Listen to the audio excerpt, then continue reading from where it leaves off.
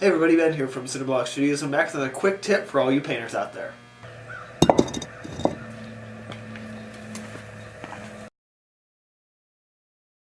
So a very common landscape element are mountains. And when you first start making mountains, you kind of have this idea in your head of this perfectly triangular peak. And while in some scenarios, specifically in more stylized things that will lean more storybook, illustrative, things like that, those kind of mountains are fine there, but for any kind of other landscape, they tend to get a little bit silly. They look out of place. So I'm going to show you just a real quick trick to take that point and make it into something a little bit more interesting.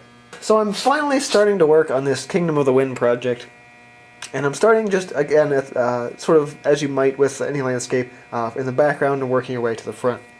Now, I established a couple of these peaks already.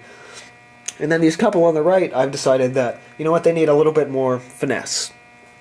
So all I'm doing is taking my base color that I used just to map out the mountains themselves, but rather than just having a single point right up on top, you kind of start adding a couple other little smaller ones in there as well. All the way down you kind of have other little peaks, things like that, rocks that maybe stick out.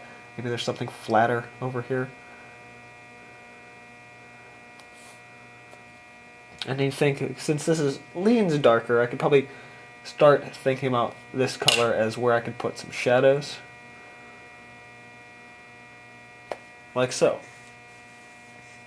And that's really all there is to it. You're just sort of taking that single peak, and rather than making that whole single one just taper down, you're just giving it a couple other little sort of friends to live in there with them. Just channeling my inner Bob Ross there. Just kind of creating other little rocks that where you want them in your mountain.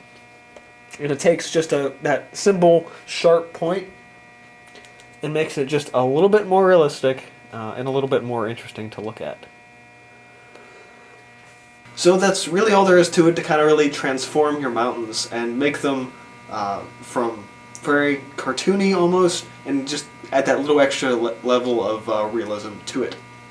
So if you enjoyed this tutorial, be sure to hit the like button, get subscribed if you're not already, and this has been from Cinderblock Studios. See you guys next time.